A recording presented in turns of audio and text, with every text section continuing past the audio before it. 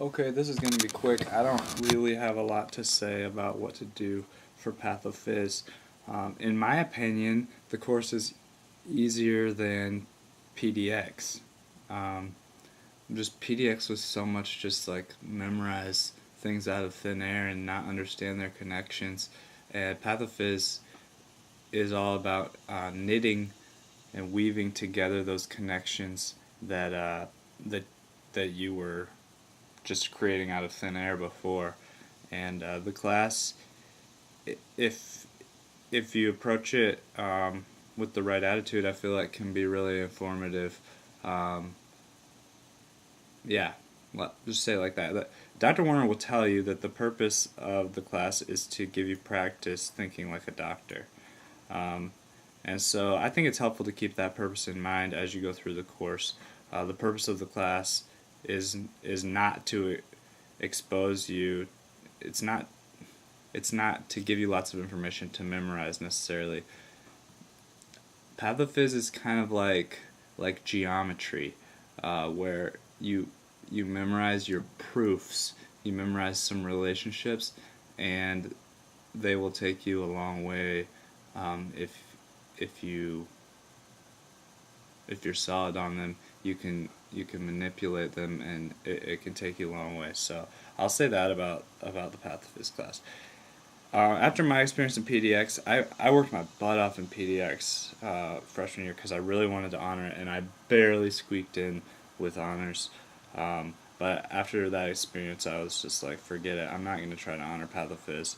Um, I'm just going to try to learn as much as I can and judge what I think will be useful to me as a doctor and try to take that away. And that's what I did, and I still have passed it. I don't think I was too far off. Nah, I was like mid-high pass. So anyway, I'm happy with that. I had better. I felt like studying for boards was more important to me. I don't want to do internal medicine or really use a lot of this information my whole life. So I didn't prioritize it as much, and I just said I'm gonna learn as much as I can about it, but I'm not gonna let that proverbial carrot dangling in front of me of honors consume my life, because you could spend your life, all of your time, trying to really nail down everything in this syllabus. I feel like so. I narrowed it down for myself. So here we go. I didn't try to honor. However, I did use the syllabus to study for boards, and interestingly, when we took our comprehensive mock board at the end of the year, they'll give you one that helps you get an idea of what your strong areas are. It's all the topics that are going to be on step one. It gives you an idea of your strengths and your weaknesses. And I had specifically skipped in my final study for the Pathophys final. I had specifically skipped 2 areas, and those areas specifically were my lowest areas in respiratory was one of them, and diabetes as a disease was the other one that I had just skipped because I was like, oh well, I don't have time, and I didn't. Yeah. So anyway, I came back and I studied those before step one. I studied those sections out of Pathophys that I had been really weak in, and I got those up for step one. So that was good. Dr. Warner can help you out a lot of understanding. So it's just kind of a strategy. There's objectives. He's going to give you a list of objectives that relate to every chapter in the Pathophys syllabus.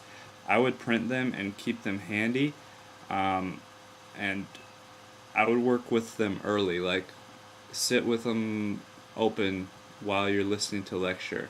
And so it's just going to give you ideas of how to organize the information. And while he's talking, it's going to let you start filing information rather than just being like, oh, like trying to stay engaged and spinning off into some tangential la la land. So I recommend that you have to fill out the objectives and turn them in for the first half of the year, and so you might as well start with them early, and if you start with them early, you'll get a lot of them for free without really coming back at the end and not really sure what you memorized and what you haven't, and then trying to answer the objectives. I think that's very time intensive and not the best use of your time.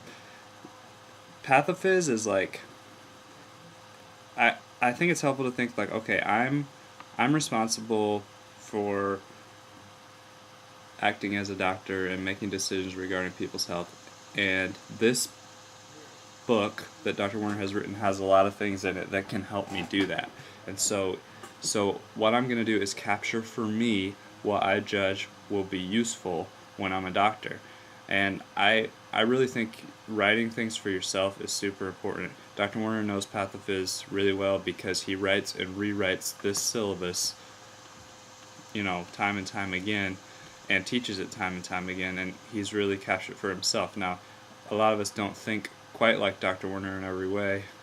A lot of us think way different than Dr. Warner. So since he's written it in that way, you may choose to write it in a different way for yourself. But I think it's handy to synthesize for yourself the information, and definitely illustrate for yourself. Yeah.